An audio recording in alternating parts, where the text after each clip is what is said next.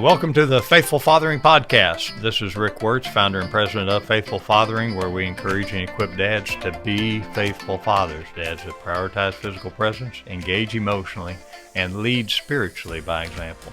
And this podcast series is continuing to focus on leading spiritually by example, because the world tries to take us dads down a different road.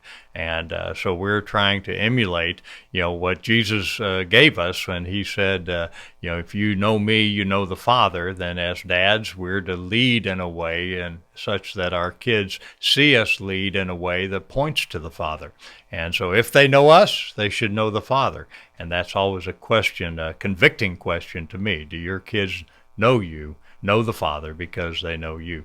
So in the studio with me today is a dear friend of the ministry and a fellow Jayhawk and a father of 5 sons and a beautiful bride, and Mr. John Murphy. John, thank you for joining us again. It's great to be here, Rick. Well, we've talked about your initial introduction to the concept of faithful fathering was through a father-son retreat over almost a dozen years ago. And then the way you flowed that whole conviction on your heart as a dad to help lead other dads to grow in their walk as part of a core team at your church, what I call a core group or a lay leadership team of dads that embraced faithful fathering strategy of pass the baton to, again, reinvigorate the church on the fathering front. Because, at the end of the day, I know any churches I've been in, there isn't a whole lot of encouragement. There may be a Father's Day sermon that busts us for something, but there's not a whole lot of encouragement and specific equipping for dads that you carried forward there at your church very beautifully with the team. Now you've also gone another step and really put your life on the line to participate on one of our summer trips, which we call lovingly the High Country Adventure. And that's a week-long trip where you brought a couple of your sons with, I think that year we probably had 15, 20 other dads and their sons. This is a father-son, it actually was designed to be a men and young men, so they're kind of older sons that are on the trip. There were some men there my age that didn't have sons. There were other men that maybe were in their 20s that didn't necessarily have a father figure in their life, that they just looked for this week as a chance to get loved on by some good God guys there in the wilderness. But it's a week of checking out of the world and really checking into the creation to see the Creator from a new vantage point for a lot of us, because we at that time we were running the trip in the high country of the outside of Santa Fe, New Mexico, in the Santa Fe National Forest. And we're at the highest point of the campground there at about 8,500 feet, as I recall, 8,000 feet. Yeah. And we were remote. We carried all our food in there. We cooked there, and it was a pretty remote situation. We had some beautiful day hikes. What do you recall of that first year? I think you brought your 2 oldest sons with you. Yeah. Yeah, I think I mentioned this. I don't remember if I mentioned this in the first podcast, but when I had been trusted with, I would have never dialed this up to say, if you're plucking someone out, say, this is the guy I'm going to give 5 sons to, or whatever, 3 sons to. I would have never. You think God has a sense of humor? Yeah, a sense of humor.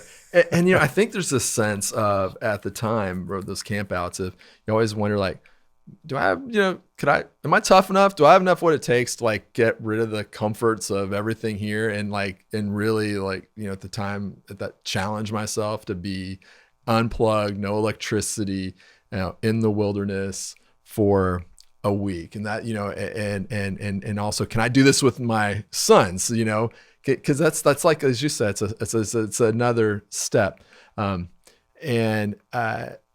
Something was calling me, like, hey, you need to do this challenge, and your boys need to see you do this challenge with them to earn some cred. In a way, that's the way it is with 5 boys in the home. That's right, to earn some cred. What I do remember from the get-go, even before we arrived, I remember us piling in that big van, those big old vans, and I remember us leaving and driving. And I remember it, there was some great fun conversation and things going on in the back. But I remember us stopping in the middle of the night at the cross, and I remember just in my head, the way I remember it, just the light of sunrise and everything, of it just hitting it. It was just so incredible. And I don't know, it might have been the lights that were shining on there artificially, but I remember it just being lit up and beautiful. Well, just for context, Daz, I just want you to know that the way our routing went from Houston, we were driving to Santa Fe, New Mexico, or Santa Fe area. And so we took a shot north out of Clarendon, Texas, in the Panhandle up to I-40. And on I-40, about 20 miles east of Amarillo, is a 194-foot cross erected by a rancher out of Pampa. And there are stations around the cross. There's a gift shop. There's a chapel. It's called Groom, Texas, ironically, because they're talking about the groom of the church. But it's worth the stop if you're ever in the area around Amarillo. This thing called a Cadillac farm seems to get a lot of attention, where the real glory is 20 miles the other side of Amarillo, east of Amarillo, at a place called Groom, to see a beautiful cross and a wonderful morning of what we experienced. So that's just on the drive up there. I haven't talked about the adventure yet, but the drive up there, and I just remember us, me and the boys, in the standing in front of that cross and just seeing them in front of the cross and just taking in how awesome it is to be a dad and to be in a relationship with the Father. And it's just, I can see my boys' faces, right now, there. But continuing on to the New Mexico thing, like I said, I didn't hike a ton growing up, I didn't camp a ton growing up, but I remember getting there, and I remember at that point, like you said, everything had to be set up. There was nothing. Even the pavilion had to. I remember you had all these huge poles in the tent. I never helped set up something like that. It's huge pavilion that it was erected, and with all these guys. And I was thinking about the men that you were just talking about, the men that didn't have dads, and I was thinking about what a difference those guys made for us dads. Like it always blew me away, the support and love that these men who come along just to serve, whether it's cooking or helping raise the tents up, and they're just pouring themselves out for us dads in the next generation. And as much as I was saying, like, the cred for do you have what it takes and do all this, the supports was really amazing. You're not out there on your own by any stretch of the imagination. You're with guys that know what they're doing, but you do roll up your sleeves and you get dirty and you work hard and you're setting these things up and you're part of it. With people to guide you, with people to guide you. So I remember me and the boys, it's like, man, okay, we got to roll up our sleeves. We got to get this tent up quick. Cause that first year, it was a little bit rainy that first year. So you had to get all these things up, the campsite erected, and then get your tent set up and get everything situated. And so I remember just being there for, like you said, there's no cell signal. I don't think there was any kind of cell service or anything like that. No. And so, and no electricity. And so we were there with just building fires and getting set up for the weekend. It takes like a day or two or to kind of decompress a little bit and settle in, that and acclimate to the altitude, right? Oh yeah, and acclimate to the altitude. But I remember just being in those mountains, and I was like, wow, I can't. There's lots of things, like growing up in, I grew up in Wichita, and we just didn't do a lot of things. I remember a lot of people saying, like, man, I don't know, Wichita, we used to always drive through there going camping in Colorado. And I was thinking, like, I grew up in Wichita. I never went camping in Colorado, even though it was right next door. And so I never really camped in the mountains or anything like that. And I was just excited that I finally was feeling like, man, I'm doing these experiences I didn't do, and I'm getting to do them with my boys, and I felt really blessed. How did this trip compare, or how did it complement the retreat weekend that you had been on? It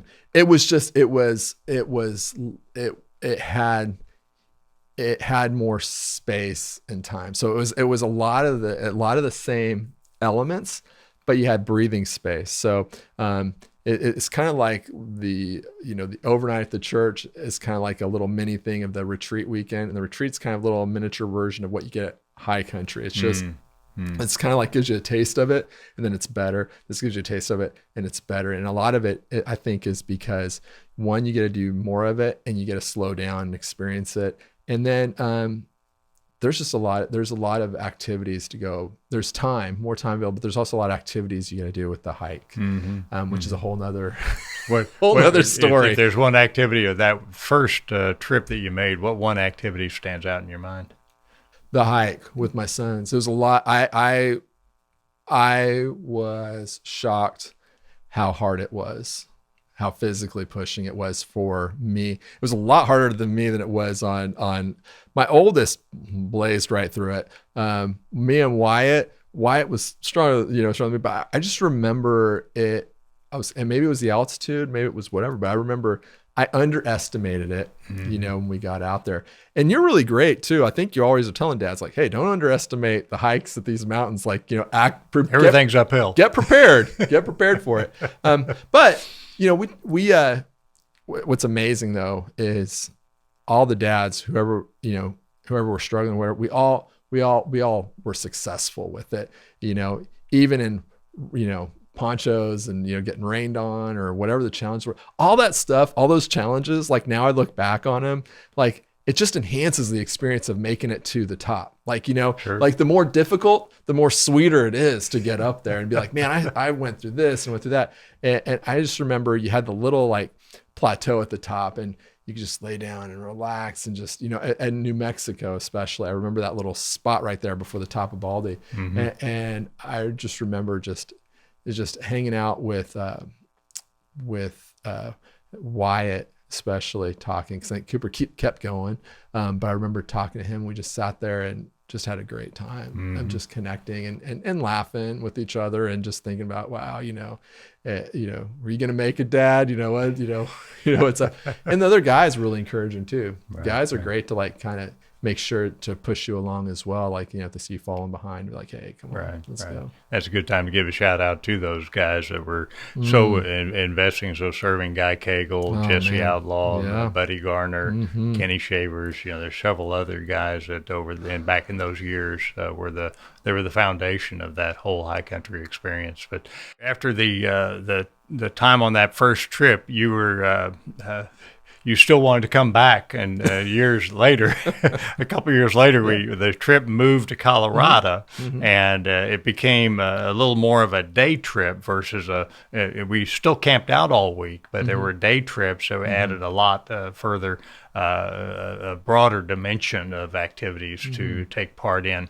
Those subsequent trips, how did those? What do you have? You've brought all your sons now to this. I brought. So I was just thinking when we moved to Colorado with the in Fairplay, Camp Como, right? Or it is. I was thinking it was neat because I'd never been camping in Colorado, and once again the experience of driving up there and doing it together was awesome. But yeah, I think it was like New Mexico, but there were a lot of options for different various activities. Whether a lot of the guys that might have been fishing, there were a lot of 14Kers, mountain, I'm not even an experienced hiker, but the Calibron, right? Oh man. I remember, saying, hey guys, you want to wake up this early to do these hikes? But it wasn't just the hikes. I have pictures that are awesome of us getting to the top of those mountains. And that's always such an amazing experience. It's an amazing experience being a dad. It's an amazing experience just to, climb for 4 or 5 hours, whatever it was, and, get to the top and starting off early. But there were also, Colorado also provided some really neat other experiences where we had day trips to Breckenridge, day trips to gold mines, day trips to just a wide variety of things where it was just some fun activities that you could do with the kids that complemented the hiking as well. And also just some things just to do around the campsite if you didn't want to do those. There was lots of margin for just, you always had a great margin of, hey, there's going to be some intentional time in the more of the evening and dinner, but up until then you had some options for those days to really spend time with your kids and do these adventures with them. It wasn't overly programmed where you didn't have any time to do things with that. It was just the right balance of saying, hey, at night we're still gonna have some intentional time. You're gonna have a speaker who's gonna talk to you about things. There's gonna be questions. There's gonna be things back and forth between you and your kids. I love the fires, I love just sitting around the fires, with the kids. That's awesome. So the spiritual component that goes on to High Country was not as intentional on the father-son side, but it was still a biblical spiritual discussion that you were able to have with your boys each evening, correct? Correct. Yeah. That's right. And so the from the takeaway there is that you had the balance of the activities, which included, like say, many options there, included rafting down the Arkansas. How could I forget about rafting? Of course, rafting down the Arkansas River, which yes. of course in Kansas we call it the Arkansas River. That's right. So the balance of activities and the opportunity to engage in those discussions. But the thing I always, and you tell me, the one-on-one time you had with your boys during that week, what compares to that in life? I mean, I've had guys suggest that you don't have that much one-on-one time with your child, whether it's a father-daughter hiking trip or a father-son trip like this, that one-on-one time across that week, just your downtime, your tent time, your walking time, you don't have that in 2 years of life. In the city. What's funny is when you were just talking right now, I was like, I'm going to say it's more than a year. And I thought, no, it's more than a year. It easily could be 2 years, 2 years of intentional quiet time of just being in the tent, just being by the fire, just doing those things, just, even hiking up the mountain. That's absolutely true. I think that's also in a way a little bit convicting. Now that you brought that up, it's a little bit convicting to think, yes, that is true. And gosh, I need to do, I want to have a little more of that here, not to wait for the high country, almost like you said, these things to complement like faithful fathering, complementing, coming alongside the church, those things complementing fatherhood, but not to replace like the other 51 weeks of the year. But sadly, you really don't take the time to have those meaningful conversations as much when you have no cell signal, no distractions, and you literally have 5 days, 6 days, just a one-on-one time. Right. Yeah. That's why I always charge dads, teach your children to drive. That windshield time is some very unique one-on-one time, just like you have here in the week of an adventure, to really commit and have that windshield time. That was some of the best time I had with both kids, and so those types of things. So you're right. It convicts us, but then we get right back into the busyness sometimes when we get back home. You're right about that windshield time and driving time. I remember, I think it was my 15th or 20th high school reunion. My wife couldn't go, but my son Rylan, who was homeschooled at the time, he's like, "Oh, Dad, I'll go with you." And I remember driving from, one of the great things was just driving from Houston to Wichita. And I remember talking to him about, I've kind of a routine of I for the most part, I listen to the Bible every day. I read it some days. A lot of days I listen to it. And what was great about that is we listened to it and we talked. And I remember, just different, conversation I had with him, and he was in middle school at the time.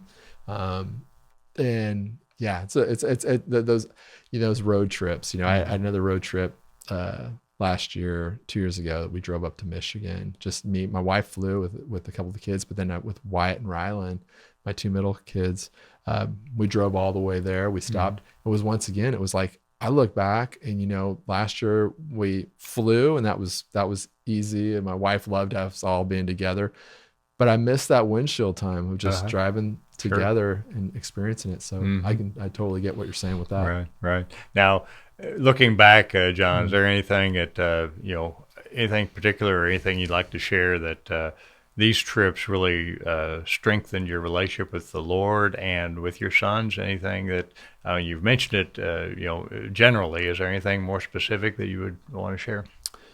I remember, I remember, one of the nights,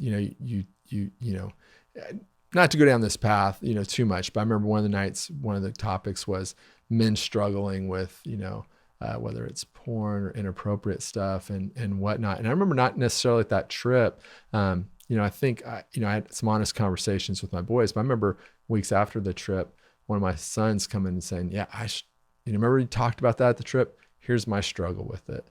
And I remember that really stood out to me. Like this was a conversation that was prompted there, but it had a result afterwards that was like meaningful because it got you out of just like, hey, this is what you're doing on this test. This is what's going on in sports. This is what's going on here. Because there's like this sort of like, one of the things I would love to learn to do would be fish. I don't fish, but I think of it's the same thing. I was like windshield time and those kind of times is just slowing down and really, talking, at least that's the way I envision it in my head and from other guys I've talked to, because there was space to talk about things like that.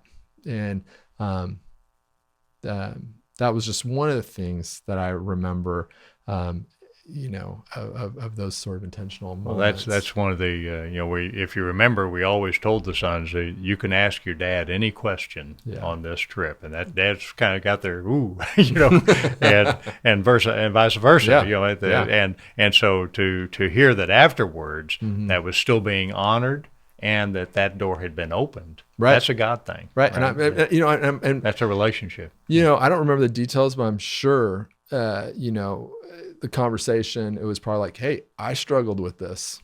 And it was probably only because that conversation happened there that it ever even opened the door for that to happen later. Right. Fantastic. Well, I do have some tips for dads, and you can pipe in here, John. But I said, look for opportunities to check out of the world and into your kids. I said, discuss and pray about these opportunities because we do have 4 opportunities coming up in the short term here. The first one is a father-daughter, what we call the 940 Project. It's a weekend on a deer lease where we qualify dads and daughters on rifles. We do some four-wheeling, we do some skeet shooting, and we do a hog hunt. And so that's March 15th to the 17th. You can contact us through faithfulfathering.org to find out more information or call us at 281-491-3237. We also have the father-daughter hiking trip. This is an extended week-long trip based out of Pagosa Springs, Colorado. We partner with a ministry called Voice of Wilderness, and they open their lodge to us. We use their lodge as a base, and then we operate out of there on day trips. You can, again, go to faithfulfathering.org, hit the connect button, and you can view all these trips, or go to faithfulfathering.org/connect1. The third trip is a father-son, and that's June 9th to the 15th, by the way, for the father-daughter hiking trip. Father-son backpacking trip, we hit the trail for 5 days. These are for dads with sons 14 and older. We do a backpacking trip June 16th to the 22nd, also in southern Colorado, in partnership with Voice of Wilderness. And finally, there is that high country adventure is scheduled for July 27th in central Colorado. And again, you can go to our website, faithfulfathering.org, hit the connect button, and you can view all these trips. But how do these the trips resonate with you as far as what you would say, hey, Dad, it may not be this year, maybe next year, but sometime try to get this time in with your kids. Would you pass that on? Yeah, you'll never get that time back. You'll never leave thinking like you wish I was working harder or doing something different. It's valuable time. And it's really, I always look at like routine as just as in some ways as you get in a rut, like it's just a routine. You look back at routine, it all blends together. It's nothing special. You need to be taken out of your routine, do something totally different. And that's what your kids will remember. That's what my boys will remember. Because they still talk about the trips, but the week in, week out stuff that's similar each time, it doesn't stand out. So I would encourage them to, and it's not as tough, and it is physically challenging but it's wonderful with the support you get going out there. You're not on your own, So I think a lot of people think like, I don't want to go camping for a week without electricity. You'll love it. You need to be unplugged. You need to be standing out there looking at mountains with nothing interrupting you, or looking at the water with nothing interrupting you. There's nothing there's nothing like it. It resets you. Sounds like you've made some great memories. We made some great memories. That's right. That's the charge, Dad. Make memories with your kids.